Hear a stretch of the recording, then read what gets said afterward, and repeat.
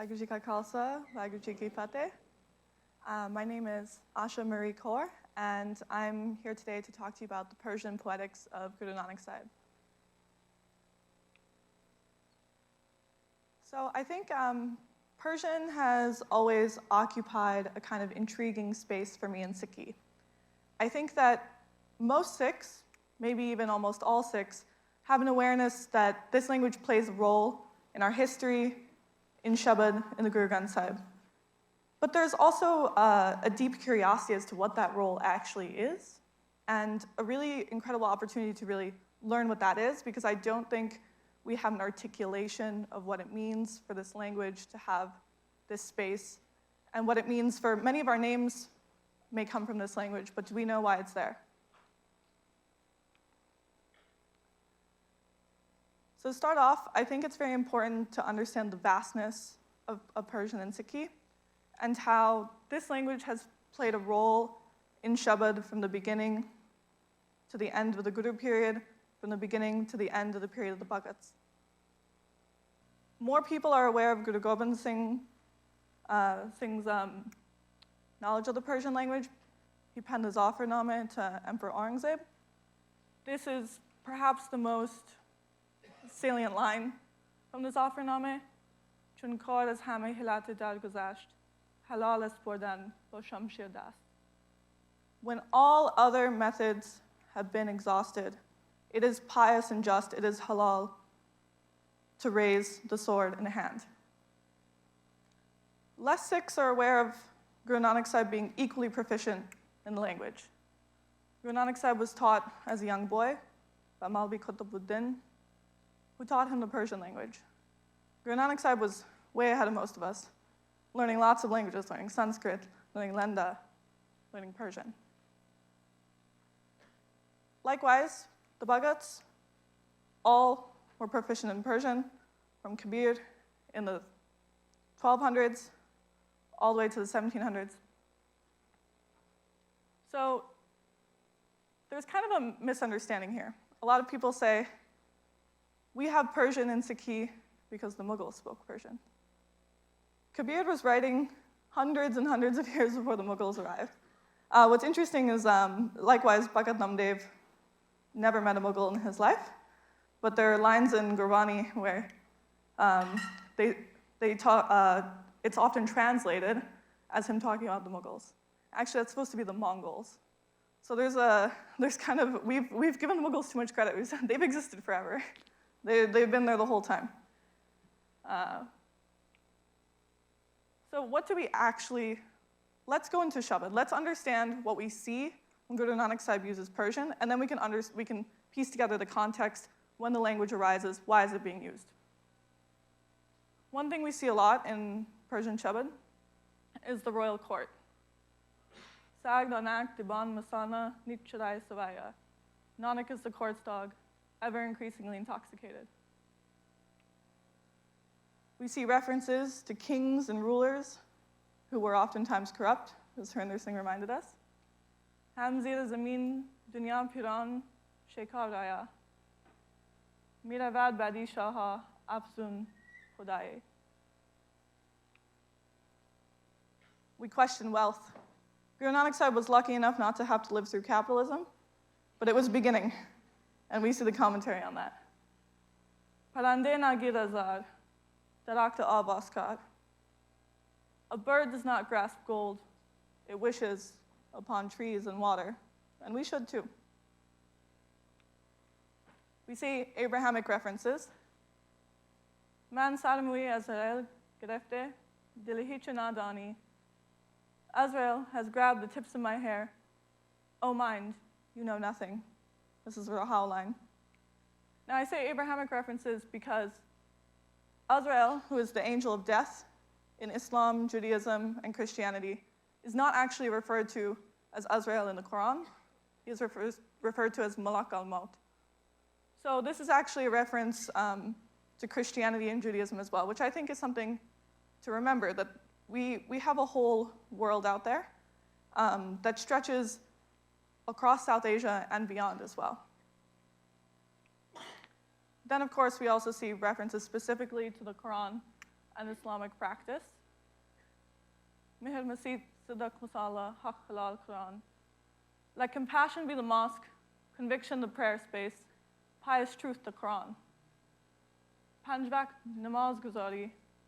You pray 5 times a day. What are you praying for? And perhaps most interestingly to me, we see the 99 attributes of Allah. These are just some of them, but they're all through the Guru Granth Sahib. Qadir, from Al-Qadir, the all-powerful. Rahim, Al-Rahim, the compassionate. We'll get back to this, but in the Islamic context, that is usually translated as the merciful. Haq, Al-Haq, the true or legitimate. Kabir, Al-Kabir, the great. And we have direct dialogue with Islamic authorities. Tato Mullah, Tato Qazi, Jane Naam Khudai. You are Mullah, you are Qazi, only if you know Khuda's name, but this is Naam, this is an active knowing. This is remembrance. It is not simply repeating Allah, Khuda. So now we've seen the references being made. What is the surrounding context? What is going on in the world? Because actually, Guru Nanak Sahib's Persian comes in the middle. You have hundreds of years from the Bhagats, and you have hundreds of years from the rest of the Gurus that come after. So the Delhi Sultanate ruled from the 13th century to the 16th century. All the rulers were proficient in Persian on some level or another, some as a first language, some as a secondary language. The Mughal Empire starts with Babur, as we heard from Babur Vani from Harinder Singh, and that's from 1526 to 1857. However, by the 19th century, they're extremely weak. The British were kind of using them as puppets. The Guru period, 1469 to 1708, and the Bhagats, 1200s to 1500s roughly. We don't have exact dates because we don't actually have proper dating for all of the Shabad.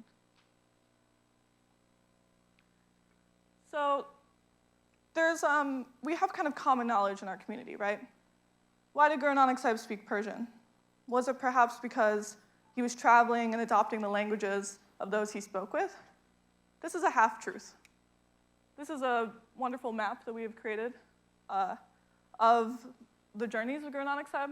And it is true that Guru Nanak Sahib traveled through Afghanistan, through Iran, where people spoke Persian. My own family comes from that region. However, many of the Afghan Sikhs of today are descended from Pashtun tribes that were speaking Pashto. And also this was one journey, and not all of this Persian Shabad is coming from those journeys. Another theory we have is, well, Persian is an Islamic language. So when you're speaking about Islam, one would use Persian. Again, a half-truth. The language of the Quran, the language of Islam, is Arabic. Arabic and Persian have actually very little linguistic commonalities in their origins. So Persian is an Indo-European language. About 50% of the spoken languages in the world today are Indo-European. Persian is very closely related to what we now call Hindi Urdu, what we now call Punjabi. They come from the same family. The grammatical structures are very similar. Arabic is a Semitic language, so therefore their common ancestor is so far back that the grammar is impossible for me, actually. You all might be impressed that I speak Persian. Please be impressed with someone who speaks Arabic. It's very different, and Arabic is most closely related to Hebrew. So those are very connected languages. The reason why we have so much Arabic origin in Persian is because there was an invasion in the 10th century of Iran in which Arabic almost took over, almost stamped out the Persian language. But what ended up happening is you have Indo-European grammar with lots of loan words from Arabic. And these are usually kind of the highbrow ideas. So if you speak Punjabi or you speak Hindi Urdu and you listen to a Persian speaker, you'll already know the numbers, you'll know the foods, kind of these everyday concepts. But anything that describes ideas or religion or politics is likely to be from an Arabic root, because that has to do with, it was political rulers. Political rulership changed. So to describe those ideas, the words changed.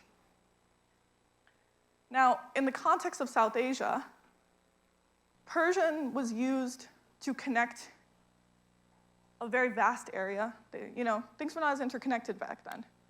Iran was there was a strong empire in what is modern-day Iran. And the emperors of South Asia took note of this, and they wanted to be a part of it. They wanted to show reverence for that part of the world. So even though they were of Turkic origin, Babur was a native Turkish speaker. Persian was seen as a way to be cosmopolitan, to be serious, in the way that a lot of politicians today speak English for that reason. And because there had been centuries of Arabic religious ideas being brought into Persian, it's much more easier to transmit that information. It flows much more naturally. They'd figure out how to make that grammar work together. So 40% of everyday Persian vocabulary is from Arabic. If you listen to the news, if you read academic articles, that percentage is going to go up. So this is a picture of a Mughal court from Lahore. It is true that over time, every Mughal emperor spoke Persian, and then over time, it became the official language. Babur wrote his Baburname in Turkish. Emperor Akbar then had it translated into Persian. So the Mughal Empire is remembered as a Persian empire, but its origins were of a Turkish empire. What I think is very interesting about this is that Guru Nanak Sahib was ahead of his time. He noticed the production of poetry, of literature, of politics was happening more and more in Persian. And so he said, my message needs to go into Persian as well. Now, what's important to understand is the people he was interacting with were the ordinary bureaucracy that were holding up this production. So, you have the government, but there's ordinary State Department employees who probably kind of have a boring day. And those are the kinds of people Guru Nanak Sahib was talking to. They learned Persian for their job. They were communicating it anytime they had to write something. You have to remember, back then, the vast majority of the population was illiterate. Most languages did not have standardized scripts. That's where Gurmukhi comes from. It was an effort to standardize, because someone living here could write down a note in one way, and you go 50 miles, and the next person is writing in a different way, but it's supposed to be the same language. So the creation of the Gurmukhi script was quite the endeavor. This was a new idea, to have this standardized script that comes from South Asia, that comes from Punjab, because the standardized script that was available was one that came from far away, that came from a different context. But we don't discard that context, and that's the important thing to go back to here. So now I want to really zero in on some words. I want to show you that there's actually a phenomenon happening when Persian is being used. You're being taught something without even realizing that you're being taught it. You're experiencing it, like smelling a fragrance. It's hard to explain. You have to really see it. So this word, maqam. I'm going to pronounce the qaf very aggressively. This means place, way station, a place to rest. You keep moving.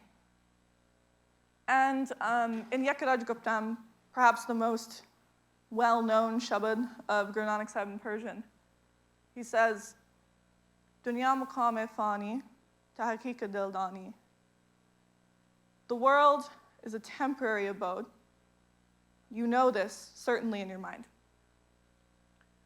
Yet here, in this Shabad, below, Mukame uhi ek hai, Nanak sach bugoye.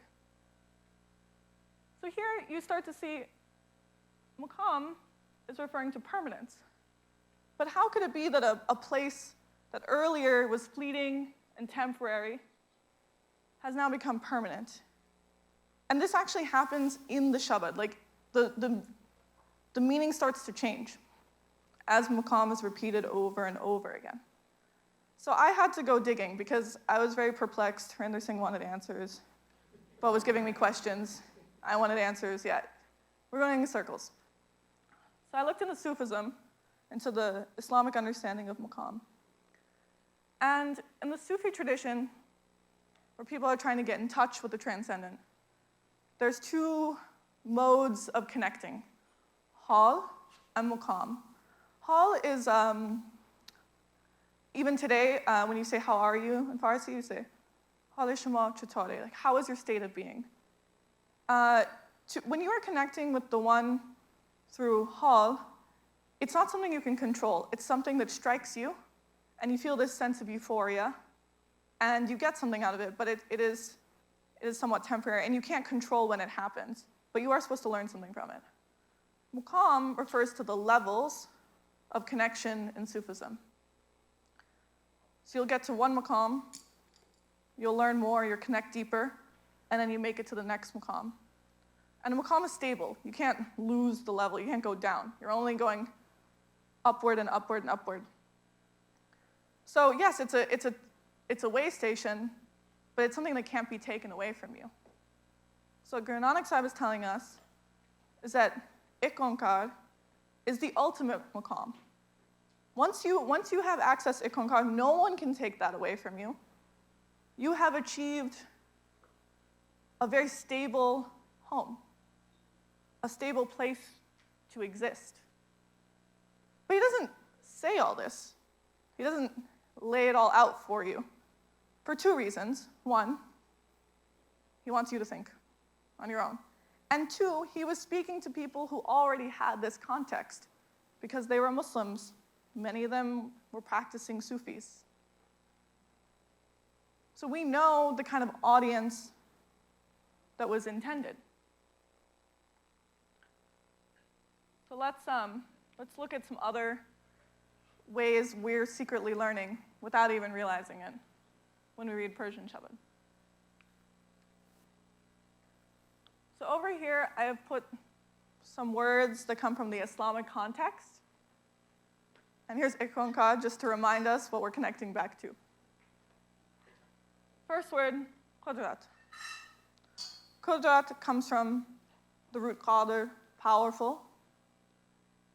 And in the Islamic context, Qudrat is kind of hierarchical. Allah has Qudrat and imposes this power, gives you access to this power, but there's someone above you who is more than you, who has power over you. Guru Nanak also talks about Qudrat, but that Qudrat is inside of you, and you are inside of it. It is a source, and we are all part of that source. It's not being doled out to you in small little bits.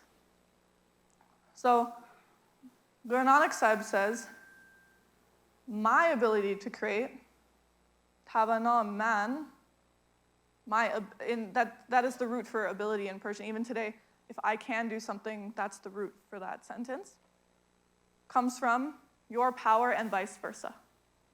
So there's no levels, you know. There's no small being, big being. We are all in one Ik Onkar. Same with Rahim. In the Islamic context, this is translated as the merciful. The merciful kind of implies that Allah has some status over you and is stepping down to your level to grant you what you are looking for. But in a Sikh paradigm, in an Ik Onkar paradigm, no one can step down to you because Ik Onkar is within you. You are Ik Onkar. But it's about compassion. Do you let yourself feel that equality? Do you let yourself feel that you're a part of that? And that's a choice that you make. And what's interesting about translating as compassionate is that the word Rahim is thought to come from the root for the word womb. So if we think about it as, how do mothers act? Mothers will tell you, maybe that wasn't the thing you were supposed to be doing, but not in a way that makes you feel lesser, but one that makes you feel nurtured. So that's why compassionate is a much more, it's a more fearless way to understand Rahim. There's nothing to be afraid of. You don't have to worry about stepping off the path, because you're on it. You are that path. Allah. Allah is everywhere in Guru Granth Sahib. Allah Pakun Pak hai. Allahu Allah Agam. But there is no He. Now, I apologize for the numerous English translations people in here have read that say He, Lord, Lord, Lord, God, God, God. Allah is not He. The Gurus are very, very explicit about that. The Guru Granth Sahib is very explicit about that. There's not gendered language, because this is a formless entity. How can a formless entity have a gender when gender is inherently about form and how we interact with one another in our bodies, in our ways of representing our bodies? Another thing is that, again, that erosion of hierarchy. Allah exists. We do not discard the name of Allah. We do not discard the Islamic context. You can pray to Allah 5 times a day. You can fast 30 times for Ramadan. But remember that Allah is within you, not above you. So Guru Nanak Sahib never says, don't refer to Ikonkar that way. Don't do this practice. It's about, what does your practice actually mean? If you're sitting and you're praying and you don't actually identify with oneness, that prayer is just talk that's going into the air. You can fast, but what does the fasting mean? What are you connecting with? You can read from the Quran. What are you getting out of it? What are your actions? It's about, what are you doing with your choice and agency? Khuda is the old Persian word for Ikonkar, for one, for the creator. Khuda is actually a fascinating word because it means it's self-evident. Khud is self. Khuda is the only one that is not dependent on anything else to exist. So actually the old Persian is very, I think some of those words really, resonate to me with the Sikh paradigm. So Khuda is the only thing that doesn't need something else to be created. But again, Khuda became a person-like entity, just like most words for the creator did, in contexts all over the world. We have a different lens. So again, formless, not person-like. I'm going to go back to some of these lines. So again, we're saying you can be a mullah, you can be a qazi, but are you a legitimate one? Are you standing for what's right? Are you really identifying with Allah? He's not saying don't go to the mosque, but is compassion why you're going to the mosque? That's what matters. Are you just like tired and zoning out, or do you have conviction when you're praying? Are you just reading the Quran, or are you looking for the truth in the Quran? You can pray 5 times a day.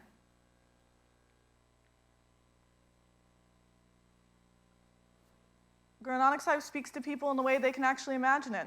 This is why we have PowerPoints, by the way, so you can, if you don't see something up here, you're going to zone out, right? So Guru Nanak Sahib didn't have PowerPoint, but he also understood that you have to think of something in your head. If you've grown up being told stories about Azrael coming for you in your death, grabbing you and taking you to the next world, let's talk about death that way so you actually remember it and you actually think about it. The imagery is very vivid.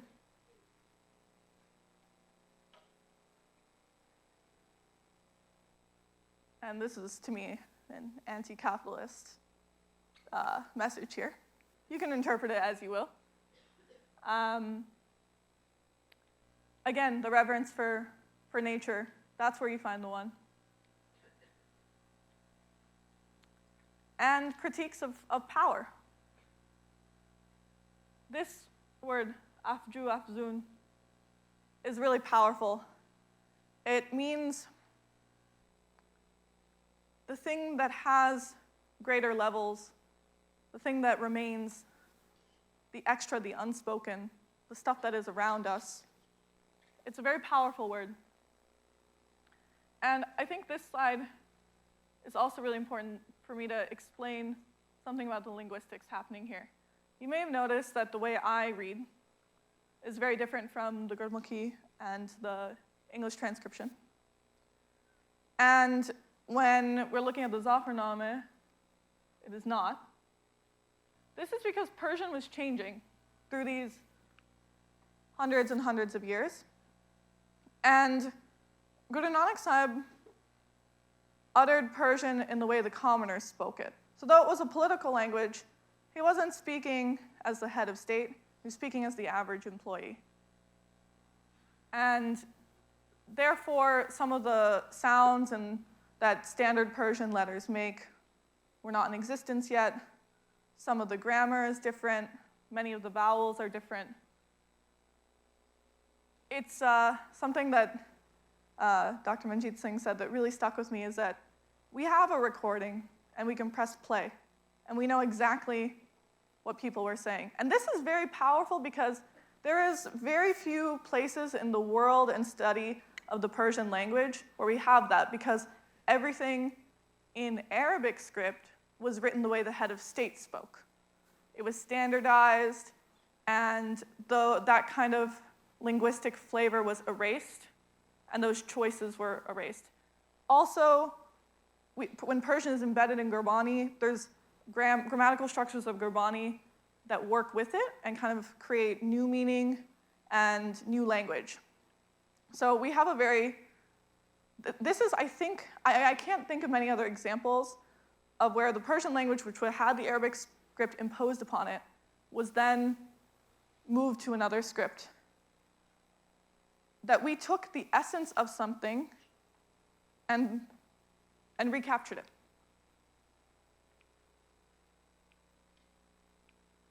What Guru Nanak Sahib was doing was transcreating.